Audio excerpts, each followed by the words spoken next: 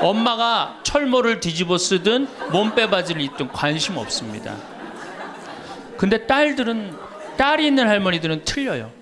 딸이 있는 할머니들은 이 스카프를 해고 와도 색깔이 벌써 뭐 보라색에 벌써 틀려요. 이 파마 웨이브가 틀려요. 딸이 있는 할머니들은. 네. 우리 어머니 세대는 어떻게 힘 닿는 대로 났죠. 힘 닿는 대로. 그런데 이거보다 더 멋있는 말이 있어요. 생기는 대로. 얼마 전에 충청도 레지아 그 강의를 갔는데 거기서는 충청도 사람들은 또 우리하고 생각이 틀리더라고. 닥치는 대로 났대요. 저쪽에서 이제 젊은 엄마가 한 5살짜리 아이의 손을 잡고 또박또박 걸었는데 왠지 불안하더라고. 그러니 아니나 달러 바로 내 옆자리, 내 좌석 옆자리에 딱 앉는 거예요. 근데 이 5살짜리 놈이 엄마한테 졸르기 시작하는 거야. 엄마 나 창가에 앉고 싶다는 거예요. 그런데 이 엄마가 안 돼. 여긴 네 자리고 저긴 저 형 자리이기 때문에 너는 여기 앉아서 가야 돼. 이렇게 말하면 얼마나 좋겠어요. 근데 좀 확 돌아서더니 학생 우리 아들이 처음 비행기를 타는데 창가에 앉고 싶으니까 자리 좀 양보해 달라는 거예요. 여러분들 5년 만에 처음 탄 놈이랑 24년 만에 처음 탄 놈이랑 어느 놈이 더 애절할 것 같아요? 이건 24년 만에 탄 놈이 훨씬 애절해요. 그런데 제가 나도 처음 탔기 때문에 자리를 못 양보하겠다 이렇게 말할 수가 없더라고. 그래서 제가 자리를 양보했어요. 근데 이놈이 비행기가 뜨자마자부터 자는 거예요. 내가 내리는 동안 내내 째려보면서 결심한 게 있어요. 내가 죽을 때까지 저놈 얘기를 하리라. 그런데 설날 집에를 갔는데 어머니가 이게 자식들이 거실에 꽉 찼는데 무슨 속상한 얘기를 하는데 아예 늙으면 죽 그러다 저하고 눈이 딱 마주쳤어요. 늙으면 죽 그러시다 마시더라고요. 이제 늙어도 안 죽어요. 여러분들 평균 연령이 지금 83세입니다. 그러니까 대부분이 90까지 살아요. 재수 없으면 100살까지 살아요. 분당에 이렇게 나가보면은 먹자골목에 가보면 낮에 가보면은 전부 여자 천재예요. 여자들. 네. 남자가 없어요. 남자가. 찜질방을 가봐도 여자 천재예요. 여자 천재. 그 우리나라 경제권을 집안에서 60%가 여자가 결정한대요. 남자가 얼마를 결정하냐면 13% 결정한대요. 우리나라는 남자들이 결정권이 없어요. 우리 집에 그 어머니 그만 봐도 완전히 여자의 팔자가 완전히 고쳐진 걸 볼 수 있어요. 우리 어머니가 처음 시집 오셔서 어디서 식사를 하셨느냐면 부엌 부뚜막에서 하셨어. 부엌 부뚜막. 이렇게 여기다가 올려놓고 나물에 밥을 3분에 비벼 드셨대요. 지금도 어머니하고 이렇게 밥을 이렇게 먹으면 어머니가 3분 만에 드세요. 왜 이렇게 빨리 먹느냐 그러니까 시집 6.25 이전에 시집을 와갖고 밥을 빨리 먹어야만이 소 꼴도 먹이고 죽도 쓰고 애들 젖도 먹이고 어디 감히 시아버지하고 남편하고 밥을 먹느냐 이거예요. 근데 제가 어렸을 때 어머니가 어디서 식사를 하셨냐면 방 바닥에서 하셨어요. 방에 상도 많은데 꼭 바닥에서 밥그릇을 갖다 놓고 앉아서 드시더라고요. 저는 왜 밥상에 이렇게 자리도 있는데 꼭 어머니가 저렇게 방 바닥에서 드실까 이런 생각을 했어요. 근데 어머니는 사실은 출세한 거죠. 부엌에서 방으로 들어온 것만 해도 출세한 거예요. 네. 20년 만에 방에 들어와서 식사를 하신 거예요. 근데 제가 신학교에서 방학 때 와보니까 놀라운 일이 벌어지셨어요. 어머니 밥그릇이 밥상 위로 올라왔어요. 아버지하고 마주보고 식사를 하시더라고요. 이걸 뭐라고 그러냐면 맘먹는다고 그럽니다. 이때부터 맘먹기 시작하더라고요. 아버지하고. 목소리가 어머니 목소리가 그전에는 어머니 목소리가 커졌던 기억이 안 나는데 밥상 위에 밥그릇이 올라오면서부터 이게 어머니 목소리가 더 커지기 시작했어요. 근데 제가 이제 신부 돼갖고 한 달에 한 번 집에를 가는데 이젠 더 놀라운 일이 이제 벌어졌어요. 어떤 일이 벌어졌느냐면 이제 밥을 아버지가 차려 드세요. 어머니가 안 차려주세요. 아버님 하시는 말씀이 엄마 성당 간다고 가방 들고 나가시면은 해 떨어지기 전까지는 안 들어온대요. 여러분들도 지금 오늘 아침에 상 차려놓고 지금 나왔죠? 남편이야 밥을 먹곤 말건 이게 완전히 세상이 바뀐 거죠. 어떻게 감히 남편 밥을 안 차려주고 강원도까지 옵니까? 점심 한 끼인데요. 뭐 이렇게 간이 커졌다니까 여자들이. 자, 그런데 우리 아버님은 한 달에 레지오 4일, 그 다음에 구역 밥모임 4일, 그리고 당신 개모임 한 4일, 12일을 나가서 드세요. 어머니가. 아버님이 12일을 밥을 차려 드시는데 불만을 안 삼으세요. 무슨 생각으로 불만을 안 삼나 했더니 이 늙은 나이에 내가 이 집에서 쫓겨나지 않고 밥 세끼 얻어먹는 것만 해도 감사하다. 여러분들 젊은 사람들의 이혼은 줄어드는데 황혼 이혼은 지금 늘어나고 있어요. 황혼 이혼은. 그러니까 늙어서 안 쫓겨나는 게 그것도 여자한테 안 쫓겨나면 감지덕지한 거죠. 그러니까 세월이 50년 만에 완전히 바뀐 거예요. 여러분들 2002년에 판사 임용고시에 1등부터 10등까지 6명이 여자였어요. 2006년에 판사가 110명이 됐는데 남자가 56명, 여자가 54명. 근데 2007년에 판사가 90명이 임용이 됐는데 남자가 38명, 여자가 52명, 남자가 38명. 그러니까 2배가 많은 거예요. 예. 훨씬 여자가 많은 거예요. 이 작년에 외무고시 31명이 합격을 했는데 남자가 10명, 여자가 21명. 이 놀라운 통계입니다. 제가 이군 사령부에 가서 강의를 한 적이 있어요. 이군 해군 평택에 있는 장병 한 1000명한테 강의를 했어요. 환경 강의를 하고 끝나고 나왔는데 거기 소령님이 저한테 부대를 구경시켜줘요. 제가 이 군 부대 강의를 많이 들어가는데 꼭 군대 가면 자기 부대를 꼭 구경시켜줘요. 이군 해군 사령부가 서해 교전한 부대예요. 그 배 막 올려져 있고 배도 구경시켜주고. 근데 이제 3,000톤급 구축함을 이렇게 했는데 뭐 포가 얼고 배길이가 뭐 100m고 막 설명을 해주는데 옆에 대위 3명이 딱 걸어가는데 여자 대위가 어깨가 딱 벌어진 키가 1m 70이 넘는데 3,000톤급 구축함은 눈에 안 들어오고 여자만 내가 이렇게 고개가 돌아갔어요. 그랬더니 이 소령님이 저한테 그러더라고요. 신부님 멋있느냐고. 아우 멋있다고. 그랬더니 그 소령님 하시는 말씀이 자기는 쟤네들만 보면 무섭대요. 왜 무서우냐? 이게 쟤네들이 그 있는 부대 그 중대하고 남자 대위 부대하고 이렇게 축구 시합하면 꼭 여자 부대 애들이 이긴대요. 중대장. 왜? 이 군대가 얼마나 삭막해요. 그 삭막한 군대에 자기 중대장님이 여자야. 그러니까 이 시합을 하면 그 여자 중대장님을 위해서 목숨을 바쳐서 뛰는 거예요. 그래서 그 소령 얘기가 이제 곧 여자 장군 나올 거라고. 이제 곧 여자 장군 나올 겁니다. 이제는. 정말 제가 3번에 가서 한번 강의를 한 적이 있어요. 한 7, 8년 전에 고등학교 전교 1등부터 10등까지 9명이 여자예요. 남자 딱 1명이에요. 남자 딱 1명. 안산에 보니까 전교 1등부터 10등까지 1등부터 5등까지는 다 여자예요. 그러니까 요즘 남자애들이 왜 이렇게 시험을 못 보느냐? 컴퓨터 게임 때문에.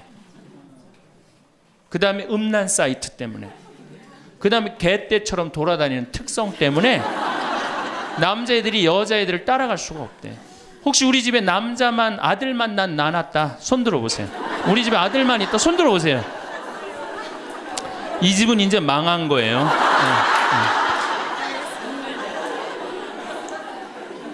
여러분들이 지금 조금 새말적으로 멀리 돌아오셨는데 거기에 횡성고등학교 민족 4강 고등학교가 있어요. 그런데 10년 전에는 여학생이 한 명도 입학을 못했어요.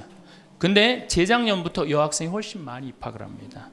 어딜 가도 여자가 약진을 하고 있어요. 2007년 여러분들 의사, 변호사, 회계사, 약사 이거 고소득 일자리에 70%가 여자가 차지해요. 남자는 30%밖에 못 차지해요. 그러니까 완전히 이 여자 세상이 온 거죠.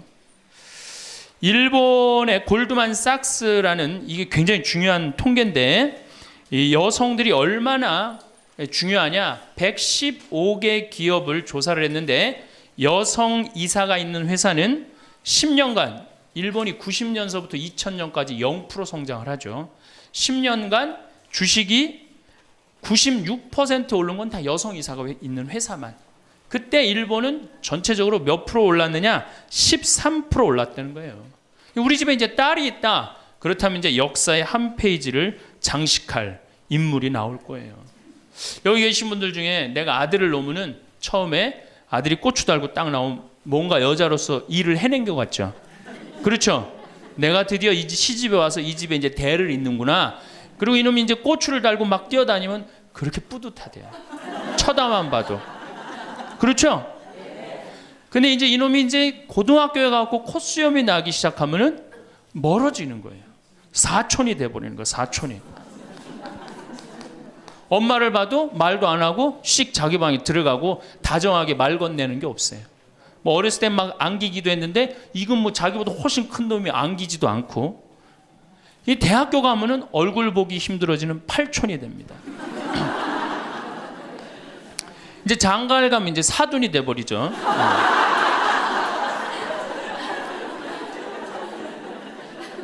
제가 여기 여러분들 노인대학에 옵니다. 이렇게 1박 2일로 100분 정도 와요. 한 100명 정도 노인대학에 오면은 딱 티가 나요. 저 할머니는 아들밖에 없구나. 저 할머니는 딸이 있구나. 확 티가 나요. 아들만 있는 할머니들은 옷을 이상하게 입고 와요.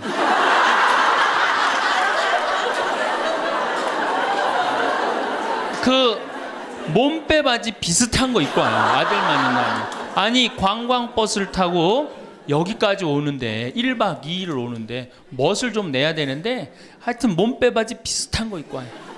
파마를 해도 어떻게 하고 오느냐, 철모 뒤집어 쓴 거 같이 이렇게 하고 와요. 파마를 하고 와도. 그럼 물어보면 제가 물어봐요. 할머니 아들밖에 없죠? 그러니까 아들밖에 없대. 아니 사둔 아들이 엄마가 철모를 뒤집어 쓰든 몸빼 바지를 입든 관심 없습니다. 근데 딸이 있는 할머니들은 틀려요. 딸이 있는 할머니들은 이 스카프를 하고 와도 색깔이 벌써 뭐 보라색에 벌써 틀려요. 이 파마 웨이브가 틀려요. 딸이 있는 할머니들은. 네, 딸이 있는 할머니들은 파마 웨이브가 틀려요.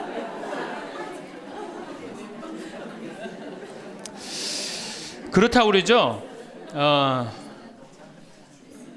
똑똑한 자식은 나라의 자식이 됩니다. 그렇죠?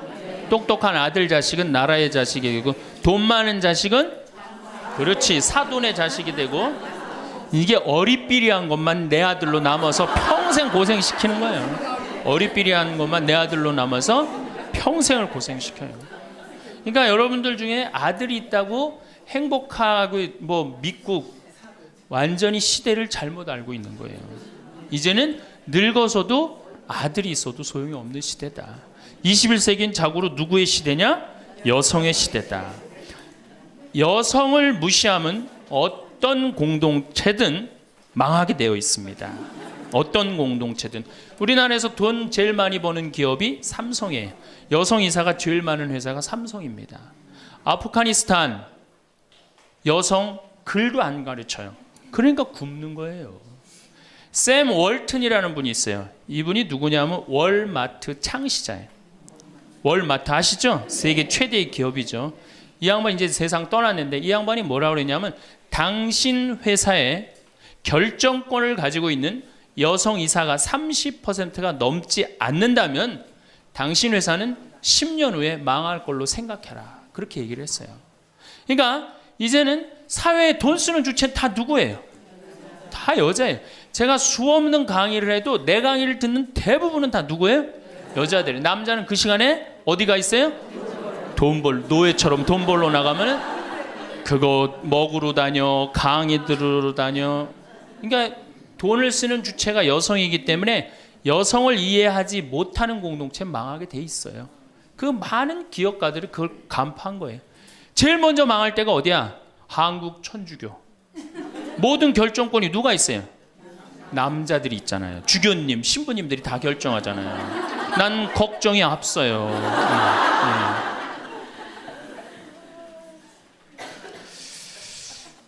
사회는 변해가는데 교회는 이 엄청난 시대의 변화를 이해하지 못하고 있어요. 따라가지 못하는 거죠.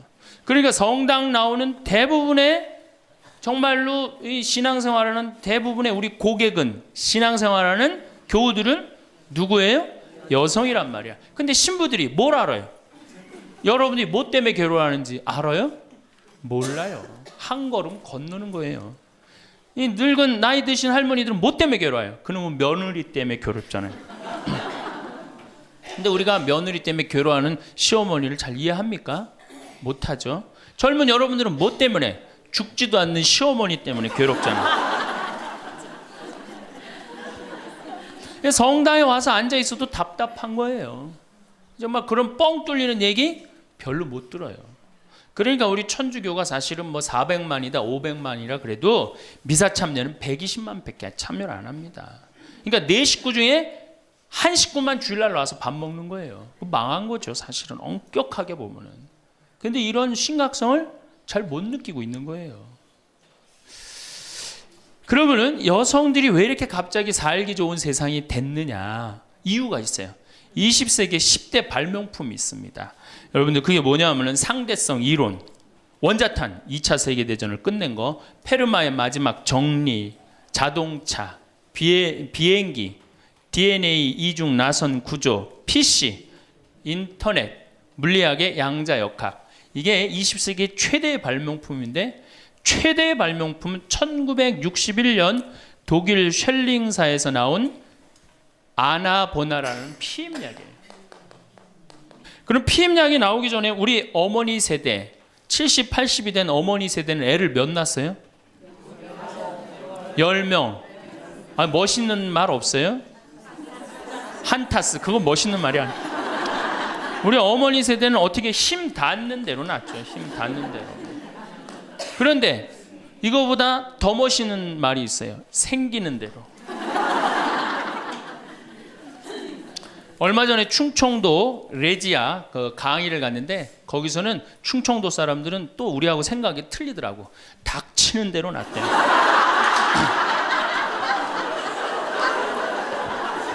닥치는 대로 낳대요. 그러니까 우리 어머니 세대 16에 시집 갑니다. 그렇죠? 16 생식 능력 시작되면 그럼 배가 불러요.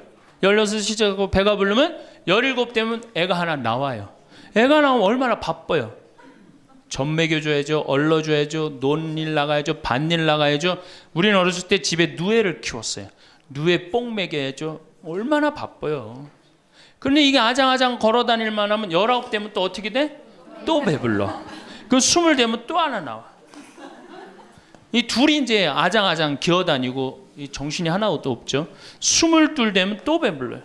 23 되면 또 나와요.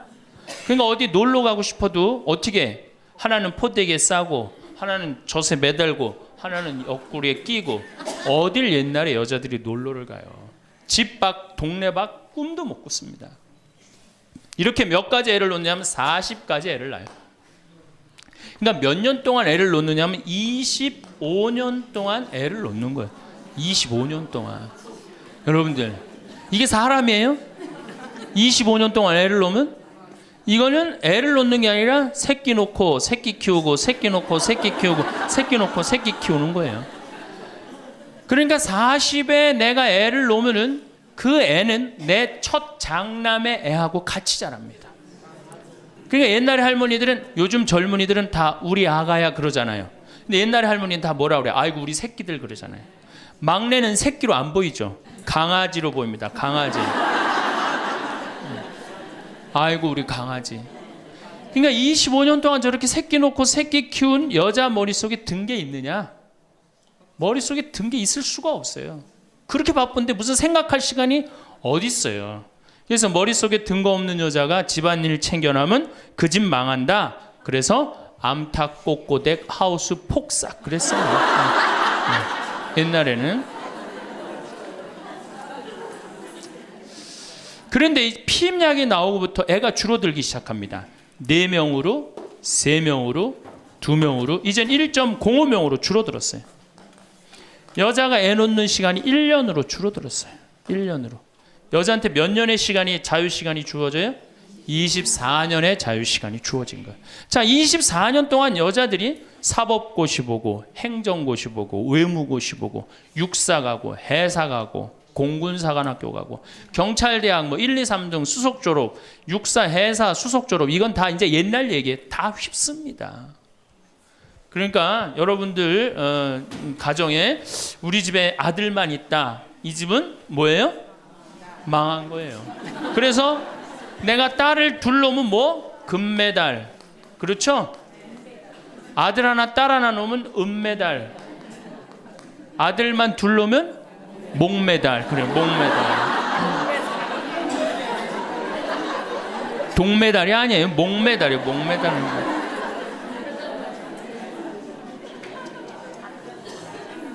그런데 문제는 이렇게 여자들이 살기 좋은 세상이 됐어요. 이렇게 살기 좋은 세상이 됐는데 참 불행하게도 대한민국에서는 여자들이 이 사회를 주도해 나가는 주도 세력이 못 됩니다. 왜냐하면 16대 때 우리나라 여성 국회의원이 16명에서 300명 중에 5.4%, 17대 때는 39명, 300명 중에 그러니까 12%, 13%예요. 그런데 여러분들 정말로 잘 산다는 스웨덴은 국회의원이 42.7%, 덴마크는 29.8%, 30%예요. 그러니까 여성들이 사회에 진출해서 그 사회를 변화시키려고 굉장히 노력을 해요. 근데 우리나라 여성들은 사회가 뒤집어지든 엎어지든 지금 바로 여러분들 세대, 지금 30대, 40대, 50대 요 세대들은 관심이 없어요. 엎어지든 뒤집어지든. 지금 여러분들 우리나라 4급 공무원 100명 중에 여자 공무원이 몇 명인 줄 아세요? 딱 5명이에요. 그러니까 미국의 대사분이 우리나라에 이제 있다가 이제 미국에 가면서 한 신문의 칼럼에 글을 쓰고 갔어요. 대한민국 이상하다. 이렇게 여자들이 대학까지 나오는, 이렇게 많이 나오는 나라도 없다. 그런데 대학까지 나온 이 고급 인력이 시집만 가면 다 자기를 관둔다. 참 이상하다. 그래서 한국이 발전을 못하는 거예요. 그 인력이 어떻게 그대로 다 계속 사회를 위해서 노력을 해야 되거든요. 우리가 $10,000에서 $20,000로 넘어갈 때 여성의 사회 참여율이 모든 국가를 통계를 빼보니까 9% 정도 증가했대요. 여성들이 사회에 나가는 게. 우리나라는 1.6%. 사회 안 나가는 거예요. 왜 안 나가요? 두 가지 때문에 안 나갑니다. 이 두 가지, 이 병을 고치지 않는 한 우리나라는 선진국으로 가기도 힘들고 대한민국 정말 행복한 나라로 가기도 힘들어요. 첫 번째 뭐냐? 자식 교육. 여기에 미쳐 있어요. 요즘 내가 이렇게 방송을 보면은 정말로 정신없구나 이런 생각이 들어요.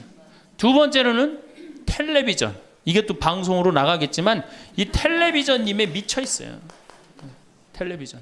이 두 가지 여자들이 완전히 미쳐서 사회에 건강한 세력이 되지 못하는 거예요. 그럼 자식 교육을 가만히 보면은 한번 보세요. 내가 이제 딱 아기를 가졌어. 임신을 했어. 요즘 젊은 엄마들이 임신을 딱 하면은 얼마나 이뻐요. 지금 이제 해도 나고 이제 조금 있으면 더 멋있어질 것 같은데 강도 예쁘고 산도 예쁘고 꽃도 예쁘고 하늘도 예쁘잖아요.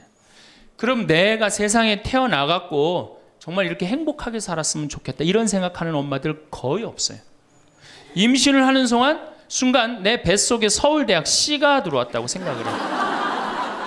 이게 얼마나 불행해요. 그래갖고 뱃속에 있는 애한테 글자를 가르칩니다. 도화지를 이렇게 오려서 대한민국, 대통령, 뭐 변호사 뭐 이런 거. 그 다음에 이제 요즘 또 2개 국어를 알아듣는다고 How are you today, my baby? It's raining. 비 온다 이거죠 오늘. 사실 여러분들 태아는 뱃속에 있으면서 10달 동안 잔다고 그래요. 그 애한테 무슨, 그래서 그걸 뭐라 그래? 태교라고 그러잖아. 교육을 시키는 거 뱃속에 있을 때부터 얼마나 불행합니까? 뱃속에 있을 때부터 교육을 받으니. 그러니까 엄마의 태를 열고 세상에 나왔어. 그래갖고 3번에 이제 아파트 촌이죠. 아파트를 통해서 수리산을 너무너무 보고 싶어. 애가 구름도 보고 싶고 눈도 보고 싶고. 근데 이 잔인한 엄마들이, 아니 아무 생각 없는 엄마들이 아파트 베란다 창문에 한쪽에는 가나다라마바 차타카타를 붙여놓고 한쪽에는 A, B, C, D, E, F, G를 붙여. 수리산을 보고 싶어도 보여요, 안 보여요? 글자에 가려서 안 보이는 거예요. 내가 누워서 모빌이 돌아가는데 기역, 니은, 디귿, 리을이 막 돌아가요. 모빌이.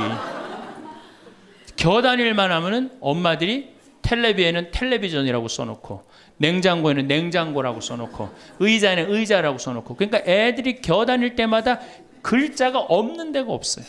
그러니까 요즘 애들이 몇 살이면 한글 띱니까? 5살이면 4살 띄어요? 5살이면 한글 띄어요. 여기 계신 분 중에 초등학교 들어가기 전에 한글 띄신 분들 계세요? 없을걸요? 저는 초등학교 1학년 내내 받아쓰기 빵점이었어요. 기억나요? 1년 내내 빵점이었어요.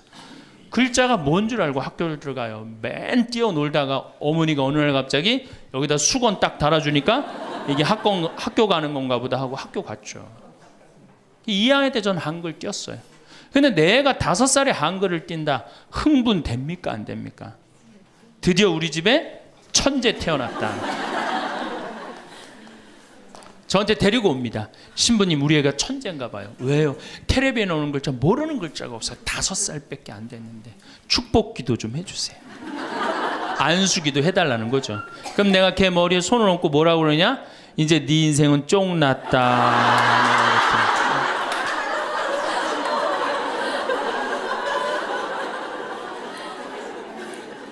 왜? 삐아제나 썸머힐이나 몬테소리 같은 유아 교육 이론을 가만히 읽어보면요, 3살, 4살, 5살 때 뇌의 75%가 형성된대요. 이때 고정적인 개념을 가르치지 말라고 그래요. 근데 이 글자를 가르치면 글자는 잘 알지만 뭐를 몰라? 다른 걸 모르는 거예요. 그야말로 이제 똑똑 바보가 되는 거죠. 저한테 이렇게 말하는 엄마들이 참 많아요. 신부님, 우리 애가 머리는 똑똑한데 노력은 안 한다고. 어림도 없는 소리예요. 왜? 얘는 이제 머리가 완전히 막혀 있는 거예요. 이때 어떻게 해야 돼? 저는 어렸을 때 이때 어떻게 자랐느냐면은 스레티에 막 겨다니다가 떨어져갖고 끓는 물에도 떨어져 봤어요. 아, 이게 끓는 물에 떨어지면 디는구나. 그 다음에 팽이 깎는다고 막 낫으로 깎다가 여기 쳐갖고 아직도 여기 이 상처가 있어요. 5살 때 확 뼈까지 잘라갖고 이게 잘라지는 거구나. 이러면서 애가 뭐를 이해해? 세상을 이해한단 말이야. 세상 돌아가는 이치를 깨닫는단 말이야. 그때 돌아가면서. 근데 책상 앞에서 글자만 배운 애는 다른 경험이 전혀 없는 거예요. 그래서 나는 초등학교 때 이렇게 성당에 이렇게 오는 엄마들, 내가 이제 다음 주에도 이제 유치원에 가서 강의를 하는데 엄마들이 그렇게 하는 엄마들이 참 많아. 너 바보야? 왜 이거하고 연결할 줄을 몰라? 이렇게 이해가 안 돼? 그렇게 막 화내는 엄마들 되게 많아요. 여러분들도 자식들 키우면서 그렇게 화낸 자식 있어요, 없어요? 분명히 있는 애는 이제 걔는 똑똑 바보예요. 왜냐하면 하나만 알고 다른 걸 모르는 거예요. 그래갖고 이제 천재인 줄 알고 초등학교에 들여놨더니 남들하고 섞어 놓으니까 어때요? 똑같은 애. 이때부터 이제 학원에 보내기 시작하는 거예요. 무슨 영어 학원, 속셈 학원, 웅변 학원, 피아노 학원, 무슨 요즘 서당도 있다고 그래. 서당. 저는요, 지금 우리나라 여자들이 얼마나 정신없느냐면요, 무슨 특목 유치원이 있대요. 고등학교 가기 위한 특목 유치원이 있다는 거예요. 이건 초등학교도 아니고, 그래서 9시부터 2시까지 공부를 하고 2시부터 4시까지 시험을 보고 간대요. 6살, 7살짜리 아이가 세상을 막 느끼고 누리고 행복하게 살아가야 되는데 머릿속에 뭐가 들어있는 건지 모르는 거죠. 내 아이가 어떻게 살면 행복한지를 모르는 거죠. 1등만 하면 행복하다고 생각을 하는 거예요. 이게 우리나라의 불행의 시작입니다. 전 국민이 불행한 이유 중에 하나예요. 그러니까 이게 돈이 얼마가 들어가? 20조가 사교육비로 들어간다는 거죠. 20조가. 큰 문제죠. 그래갖고 이제 초등학교 때는 엄마 말을 듣습니다. 왜? 엄마가 나보다 크니까. 때리면 맞아야 되고, 그리고 그때는 막 똑똑하지도 않잖아 애가. 근데 딱 6학년만 넘어서 갖고 중학교 1학년만 되면요, 갑자기 엄마보다 애가 커져요. 딸은 그래도 괜찮아. 아들놈이 이렇게 커지면요 확 커집니다. 그래갖고 이제 학원을 땡땡이를 깠어 애가. 너 이놈 새끼 왜 학원 땡땡이 까고 그래? 너 공부 빨리 해야지. 좋은 대학 가서 너 출세하고 행복하지. 뭐가 좋은 대학 가는 게 행복해. 그래갖고 딱 때리려고 그러면, 말 안 들으면 때리려고 그러죠. 여러분들 그러죠? 그러면 이제 아들이 딱 엄마 손을 딱 잡고 내려다보면서 중요한 게 있어요. 흰 눈동자 95%, 까만 눈동자 5%를 확 뒤집으면서 엄마를 밀쳐내면서 뭐라고 그러냐면은, 이거 왜 때리냐고, 말로 하자고. 여러분들 중고등학교 자식한테 맞는 부모가 14%예요. 이 지금 웃으면서 우리가 얘기를 해서 그렇지 실질적으로 심각한 가정 너무나 많습니다. 실질적으로. 왜? 엄마가 어디 있어? 우리 애들한테 관리자만 있지. 얼마 전에 반포 성당에서 교육을 받으러 오셨어요. 강의 끝나고 반포 자매님 한 분이 저하고 얘기를 할 기회가 있어서, 신부님 제가 중국집을 합니다. 그래도 반포에서 합니다. 꽤 잘 되는 음식점입니다. 제가 중국 음식점에 엄마들이 점심 때 갖고 탕수육 하나 시켜갖고 애 스케줄 관리해 준다는 거야. 아니 그거 시켜놓고 학원 어디 가고 몇 시에 뭐 가고. 야, 애가 행복할 것 같아요? 어림도 없는 소리예요. 그러니까 얘네들이 무슨 병에 걸리냐면 번아웃.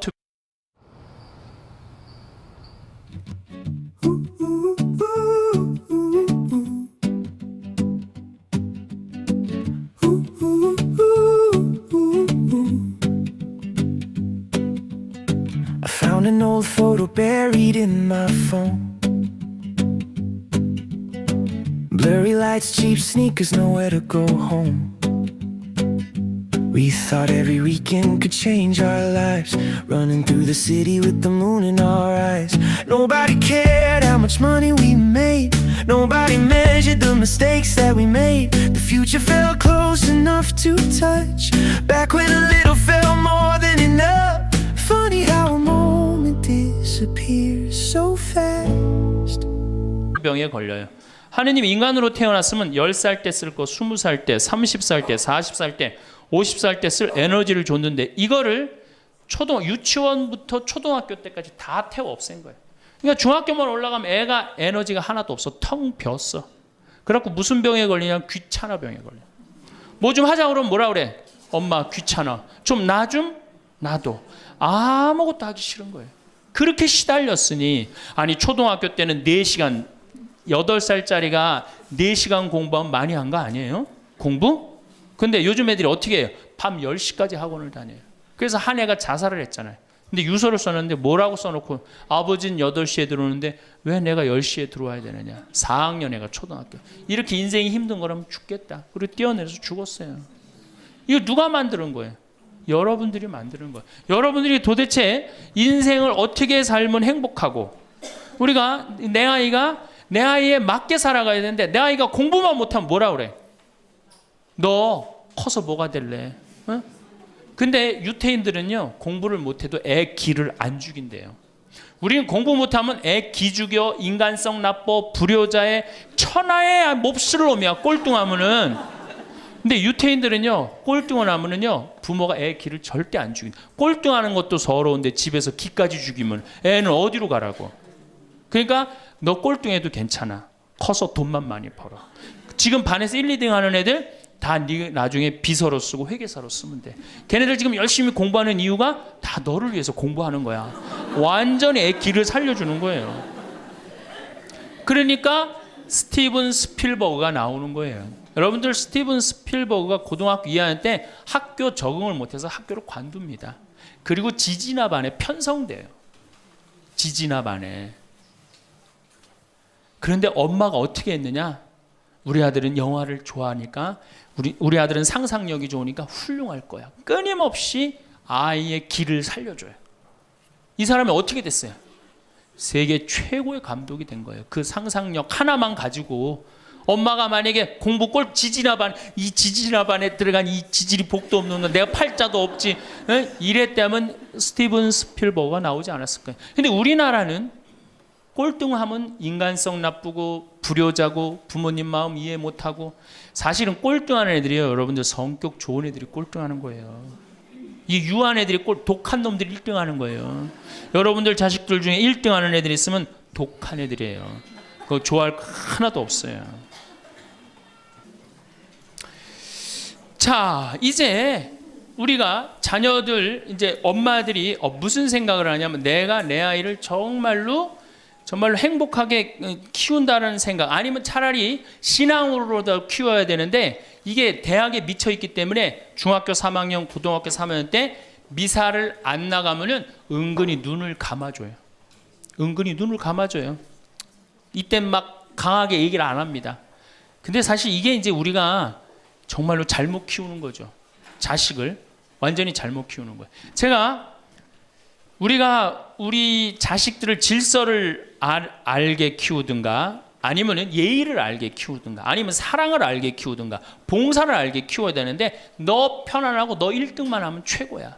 네가 1등만 하면 모든 게 다 용서돼. 그런 거예요.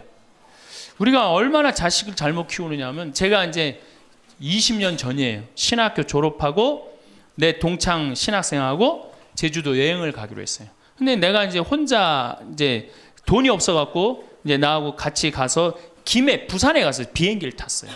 24년 만에 처음으로 비행기를 탄 거예요. 참 굉장히 설레고 막 기대되더라고.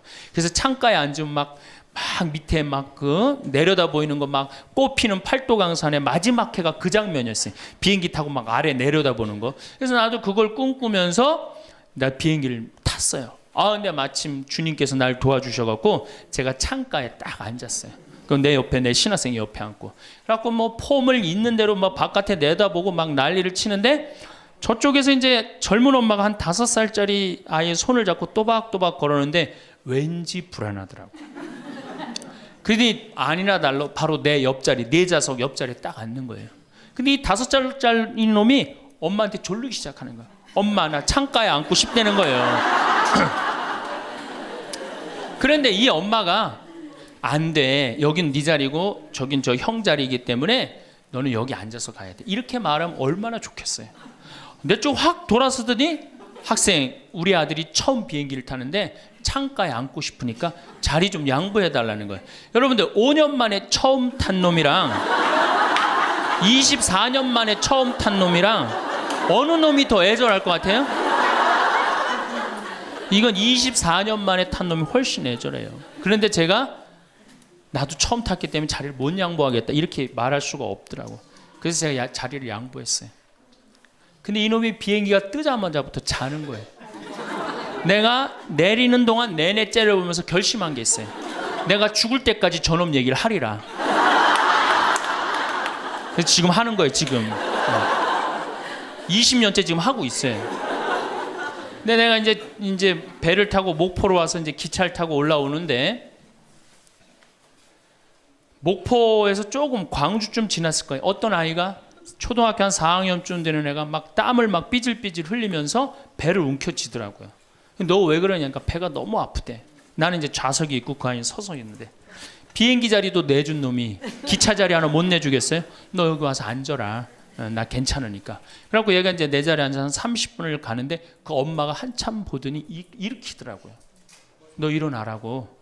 그 학생한테 자리를 내주라고. 나 괜찮다고. 근데 그 엄마 말이 아직도 기억에 나요. 내 아이가 난 질서를 아는 아이로 자랐으면 좋겠다. 아프다고 이렇게 다 하면은 나중에 커서 얘가 뭘 알겠냐. 자기 편안한 대로 살 거 아니냐. 그러니까 나를 도와달라고 그 엄마가 그러더라고요. 이제 시간이 지나서 나는 그렇게, 지금 그 비행기에서 내 자리 뺏은 놈은 지금도 엄마 속을 썩일 거고, 그 기차 자리에서 일어난 아이는 지금 엄마의 영광이 됐을 거예요. 근데 우리가 자식을 키울 때 어떤 기준으로 키우느냐, 이 굉장히 중요합니다. 어쨌든 신부님은 결혼을 안 해갖고 자식의 소중함을 몰라서 그런 답답한 소리를 합니다. 그래갖고 이제 어떻게, 내 아이가 이제 서울대학을 갈 줄 알았더니 지방 무슨 제3대학을 졸업을 했어. 네. 졸업을 해갖고 취직을 했어. 그럼 부모 역할 다 한 거야, 안 해요? 부모 역할 다 한 거예요. 역사적으로 자식이 농사를 지을 줄 알았으면 부모 역할 다 했어요. 공자님 시대 평균 연령이 몇 세였냐면 38세였어요. 16에 시집을 가고 32, 33 때면 내 아이가 16이 됐을 때 부모가 기다려줬어요? 안 기다려줬어요? 안 기다려줬어요. 죽었어요. 그러니까 옛날에는 자식이 부모한테 애절합니까? 안 애절합니까? 애절해요. 죽지 말라고. 그러니까 옛날에는 장남이 어머니 아버지 돌아가시면 어떻게 해? 손가락 깨물어서 단지해드렸어요. 입에다 피 넣어드렸어요. 그건 어느 장남이나 부모가 30대 돌아가면 다 합니다. 그리고 허벅지 잘라갖고 고기 먹고 싶다면 자기가 직접 해주고, 그게 뭐 상상이 안 가는 일이지만 옛날에는 그게 가능했어요. 왜? 이렇게 날 키우고 지금 죽으면 어떻게 하느냐. 그리고 옛날에 장남이 죽지 말라고 그러는 이유가 있어요. 왜 죽지 말라고 그러면 동생이 13, 17, 4, 1살이란 말이야. 아니 이렇게 나눠놓고 지금 죽으면 이거 누가 키워야 돼? 장남이 키워야 되잖아요. 그러니까 죽지 말라고 그랬던 거예요. 근데 우리 어머니가 60까지 살았어. 그러면은 이 1살이 시집 장가 가는 나이예요. 그러니까 장남이 너무 고맙다고 이렇게 내 동생 다 키워줘서 너무 고맙다고 잔치를 해준 게 바로 회갑 잔치, 환갑 잔치예요. 그러니까 옛날에는 환갑이 굉장히 의미가 있었어. 근데 요즘은 환갑을 차려줬는데도 이게 안 죽네.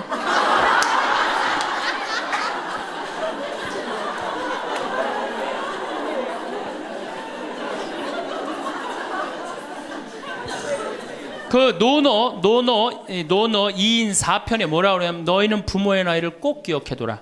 부모를 모실 날이 얼마 남지 않은 것을 생각하고, 그 다음에 부모가 살 날이 얼마 남지 않은 것을 생각하고 부모의 나이를 꼭 기억하라고 했어요. 나는 그걸 읽고 우리 어머니가 얼마 살 날이 얼마 남지 않았구나 그런 생각을 하고 매년 나이를 기억해뒀어요. 근데 이제는 포기했어요. 헷갈려요. 몇 살을 사시는지. 그리고 어머니가 60대 뭐라고 그러셨느냐면은 에휴 늙으면 죽어야 돼. 늙으면 죽어야 돼. 그래서 그때 굉장히 내가 그 논어를 막 한참 읽을 때라 정말로 내가 부모한테 잘해야 되겠구나.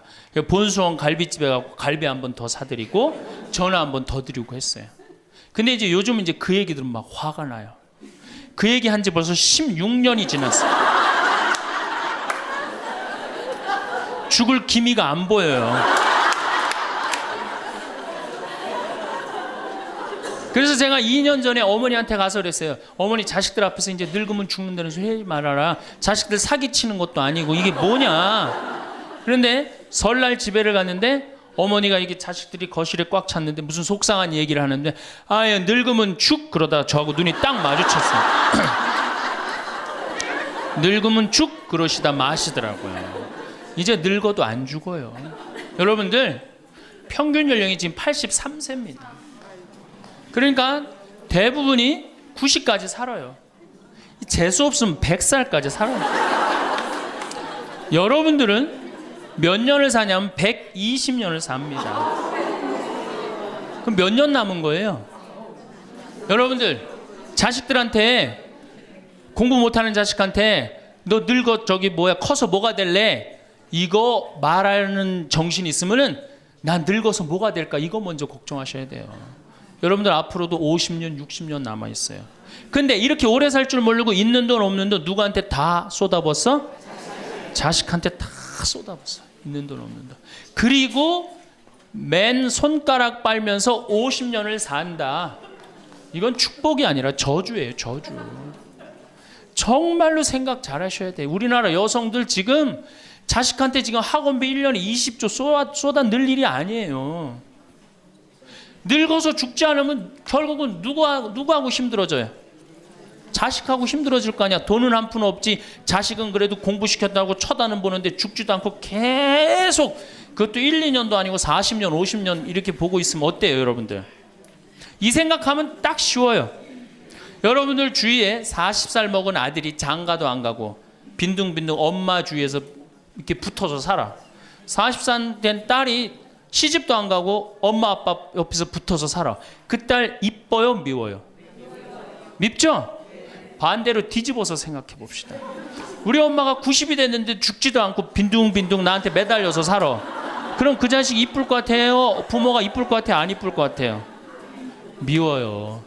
이건 어쩔 수 없어요. 특히 아들이 모시는 게 아니잖아요.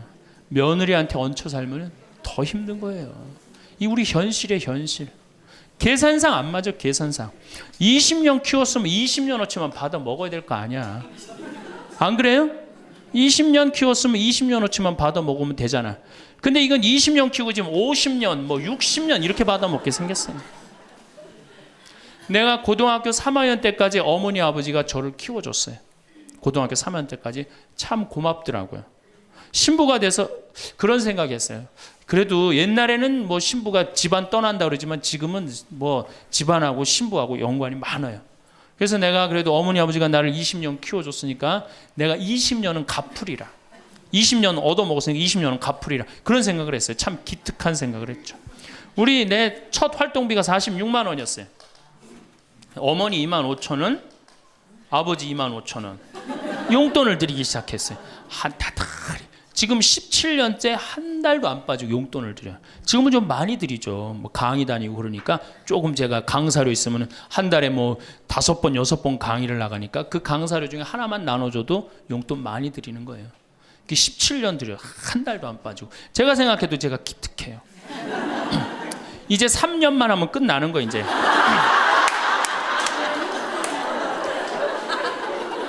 3년만 하면 끝나는데 집에 가보면은요 3년으로 끝날 것 같지가 않아요. 아버지가 막 지리산 꼭대기까지 뛰어 올라갔다가 뛰어내려요.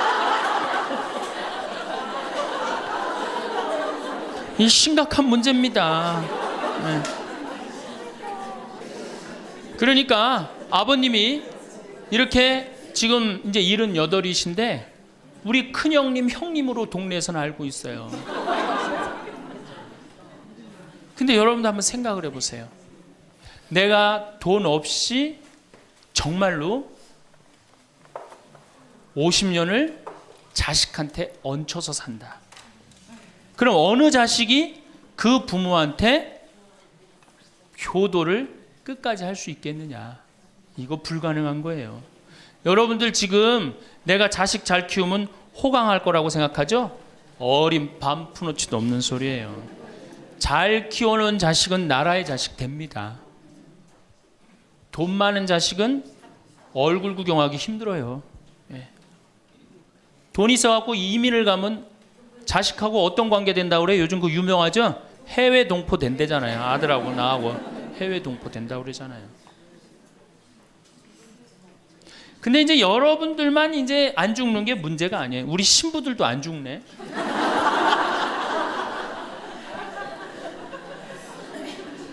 신부들이 내가 신부 될 때 우리 수원교회 은퇴사제가 한 분 계셨어요. 한 분 계셨는데 지금 19분 계세요. 19분이 우리가 은퇴기금을 모았는데 벌써 다 쓰셨어. 그리고 이제 죽지도 않고 그대로 가세요. 지금 여기 지금 우리 교구의 최고 원로 신부님 지금 와 계시거든요. 예, 와 계신데 지금 이제 83인지 4인지 또 헷갈리는데 예, 계신데 건강하세요. 제가 보기엔 한 95까지 사실 것 같아요.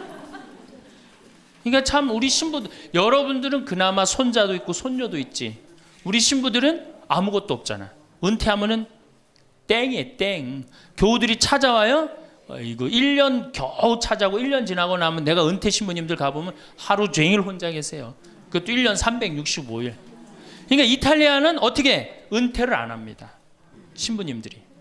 절대 은퇴 안 해요. 왜? 외로운 걸 아니까. 이 실제로 있었던 일인데 93살 먹은 할아버지 신부님이 은퇴를 안 하는 거예요. 그러니까 여러분들 시어머니 93살 되면 제정신이에요? 제정신 아니에요? 아니 93살 먹은 신부님이 아니 93살이 정신이 오락가락 하는 거예요. 그러니까 이게 이 신부님이 혼배 때 이제 장례 강론하고 장례 때 혼배 강론하고 막 이러는 거예요. 주교님이 머리가 아픈 거예요. 그래서 하루는 주교님이 찾아가서 신부님한테 신부님 이렇게 은퇴하라고 그래도 은퇴도 안 하시고 이렇게 맨날 이렇게 헷갈려 하시고 하니 내가 보자 하나 보내줄 테니 그 보좌 받아갖고 어려운 건 보좌를 시켜라. 그래서 신부님 너무 기분이 좋대. 보좌가 딱 온다 그러니까. 보좌가 왔는데 70살짜리를 보내는 거예요. 70살짜리를 보내는 거예요.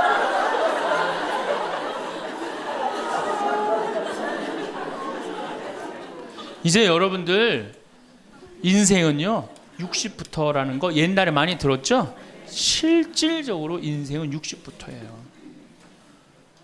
우리 이런 노래 알죠? 노세 노세 젊어 노세 늙어지면 못 노나니, 이런 노래 있죠. 이게 100년 전에 우리 조선시대의 평균 연령이 46세였어요. 이때는 늙어서 놀 수가 없었어. 왜? 젊어서 다 죽었으니까. 근데 이 노래 이제 완전히 고쳐야 돼. 노세 노세 늙어 노세 늙어지면 안 죽나니. 이제 안 죽어요. 이제 안 죽어요. 이제 제가 다음 시간에는 그럼 노년에 대한 이해에 대한 말씀을 드릴 겁니다. 왜 우리가 노년을 잘 이해해야 되느냐? 이게 우리 사회에 아주 중요한 문제이기 때문이에요. 아주 중요한 문제예요. 그리고 자식 교육, 아까 자식 교육하고 텔레비전, 이 텔레비전님을 우리가 없애야만이 우리가 행복한 삶을 살 수 있어요. 그래서 여러분들 다음 시간에는 제가 이 두 가지에 대해서 좀 자세히 이야기하도록 하겠습니다. 오늘도 황창현 신부님의 행복 특강 잘 들으셨나요? 이어서 나이 들수록 들으면 도움이 되는 지혜의 말씀을 들려드리겠습니다.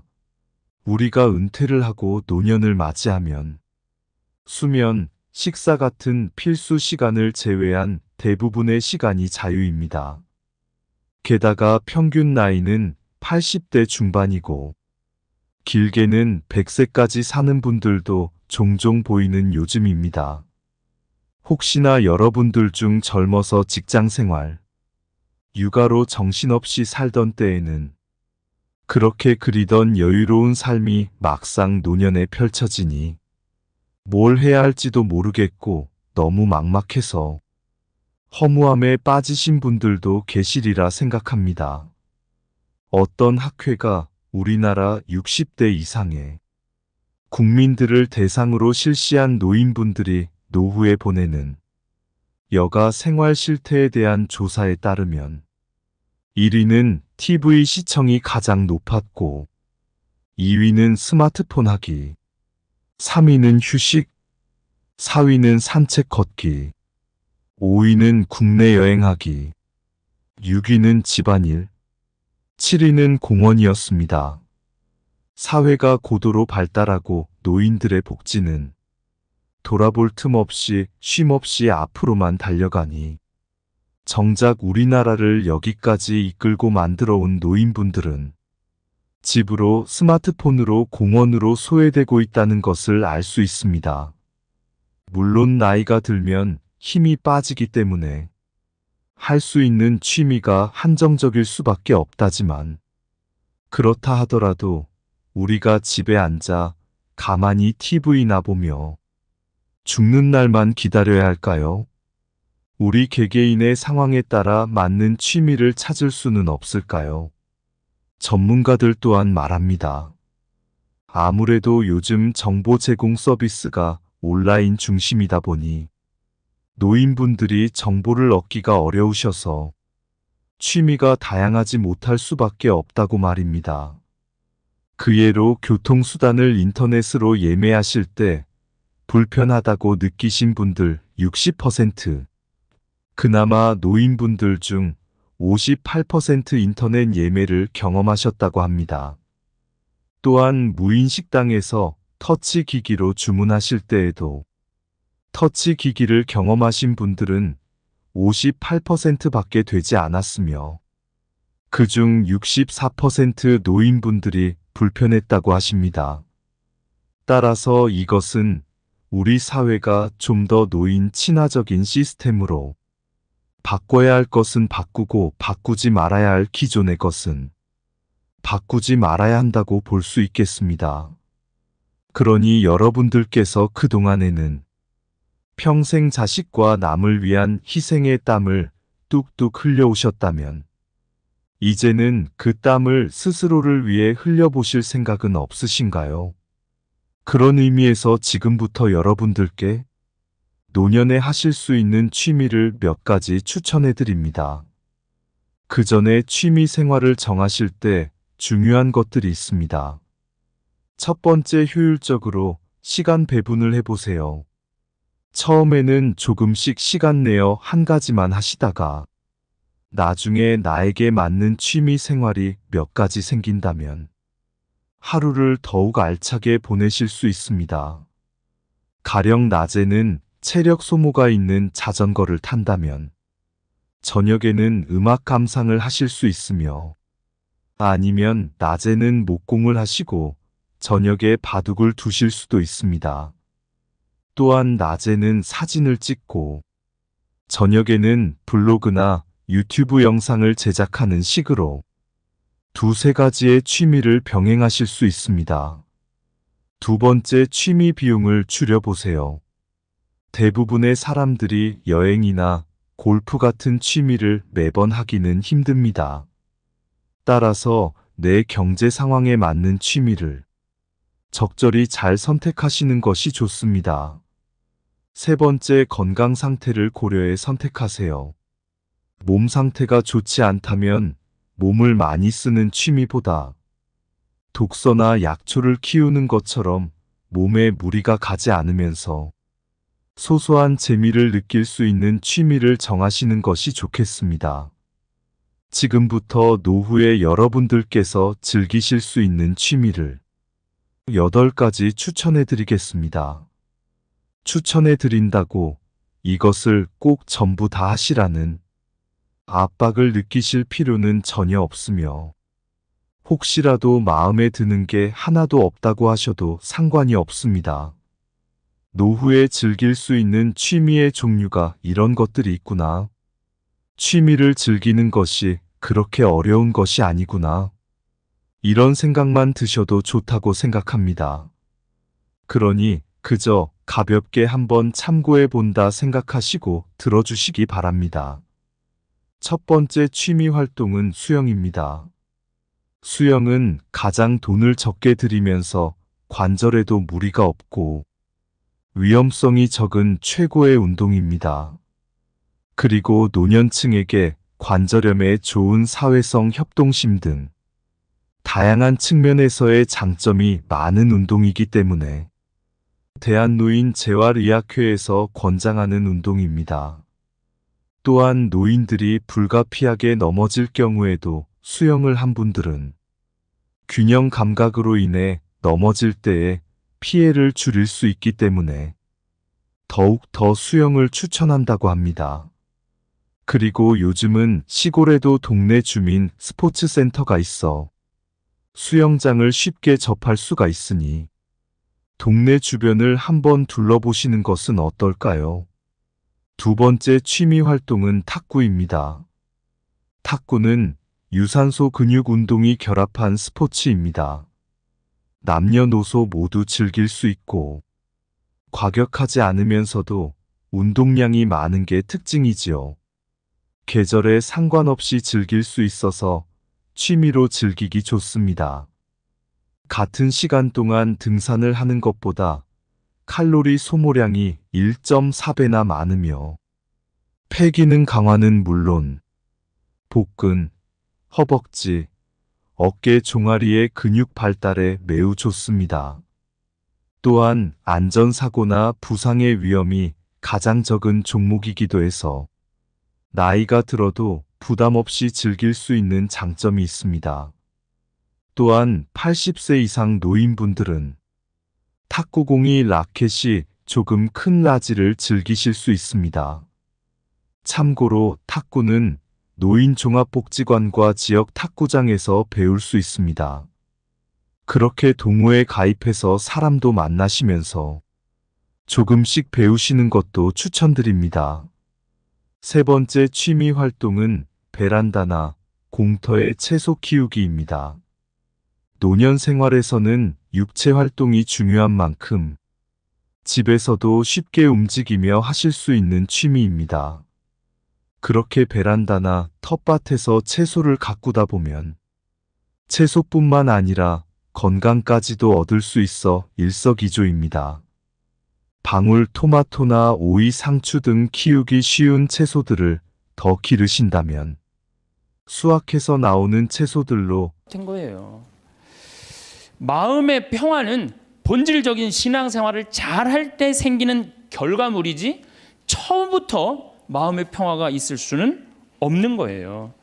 그래서 세례받자마자 1년 안에 한 50% 정도 냉담합니다. 제가 이렇게 본당 신부 10년 동안 해본 경험에 의하면은 내가 기대했던 천주교는 이게 아닌데 그리고 다 떠나가요. 그러니까 처음부터 생각을 잘못하고 성당 나온 거죠. 예수님도 루카복음 12장 51절에 내가 세상에 평화를 주러 온 줄 아느냐? 아니다. 내가 너희에게 말한다. 오히려 분열을 일으키러 왔다. 49절에는 뭐라고 그러시냐면은 나는 세상에 불을 지르러 왔다. 이 불이 타올랐으면 얼마나 좋으랴. 내가 받아야 하는 세례가 있다. 그 일이 다 이루어질 때까지 내가 얼마나 짓눌 것인가 라고 말씀을 하십니다. 이 얘기는 무슨 얘기냐면은 예수님께서 받아야 될 세례, 짓눌려야 되는 건 뭐야? 십자가의 고통에 짓눌리고 난 다음에 비로소 예수님이 제자들한테 부활하시고 난 다음에 그때 평화가 너희와 함께 있기를. 그러니까 우리가 평화를 얻는 거는 처음부터 마음의 평화를 얻기 위해서 성당 나오면 안 되고 성당 나와갖고 갈등, 십자가, 고통 이런 게 다 지나고 난 다음에 그 다음에 얻어지는 게 뭐예요? 평화야. 근데 우리는 십자가, 고통, 갈등 그건 하나도 거치고 싶지 않고 처음부터 뭐만 얻고 싶어요? 평화만 얻고 싶어요. 그러니까 잘못 찾아온 거죠. 잘못 찾아온 거예요. 여러분들이 정말로 마음의 평화를 찾고 싶으면은 성당에 나오면 안 돼요. 성당에 나오면요 평화가 깨져요. 많이 깨집니다. 참아야 되고 인내해야 되고 그렇죠. 그냥 이 가정 이혼을 그냥 하고 싶은데도 어떻게 돼? 성당 나가갖고 못 해갖고 얼마나 괴로워요. 이게 목에 가시처럼 걸려 있잖아. 예? 그러니까 성당 나오면은 평화가 있는 건 아니에요. 성당 나오면 예수님 말씀대로 분열, 불이 일어나지 평화가 이루어지는 것은 절대 아닙니다. 그래서 여러분들 성당에 왜 나오십니까? 마음의 평화를 얻기 위해서. 절대 그런 생각하지 마세요. 성당 열심히 다니면 다닐수록 평화는 깨진다. 내가 하나님한테 가까이 가고 싶으면 가고 싶은 만큼 내 마음의 평화는 깨지게 돼 있어요. 그러니까 여러분들 주위에서 입교시킬 때 성당 나와봐. 마음 무지하게 편하네. 성당이 얼마나 마음에 평화로운데 이렇게 선교하는 거는 절대 하면 안 돼요. 성당 나와봐. 정말로 죽을 만큼 힘들 거야. 그 세례를 다 겪고 난 다음에 예수님이 그 십자가의 고통을 겪고 난 다음에 평화가 생겼듯이 자매도 이 세상 모든 걸 버리고 하느님의 아들로 딸로 태어나는 데 시간이 걸린다. 그 전까지는 평화가 없다. 그렇게 선교를 해야지. 이건 뭐 살살 꼬시는 것도 아니고 사기치는 것도 아니고 성당 나오면 평화로워. 평화롭긴 뭐가 평화로워요. 성당 나오면 안 나가던 주일도 나가야 되고 해야 되는 묵주기도도 해야 되고 얼마나 옛날에 막 승질 부리고 그랬는데 성당 다니면 참아야 되고 평화롭지 않아요. 한국 천주교 첫 번째 교리책 천주교 요리 문답 320개 항목이 있어요. 옛날부터 성당 다니셨던 분들 뭐라 그래요? 첫 1조가 사람이 무엇을 위하여 세상에 낳느냐. 그럼 뭐라 그래? 천주를 알아? 공경하고 자기 영혼의 구원을 위하여 세상에 낳느니라. 그러니까 내가 성당 나오는 이유는 하느님을 공경하기 위해서 나오는 거예요. 내 평화를 얻기 위해서.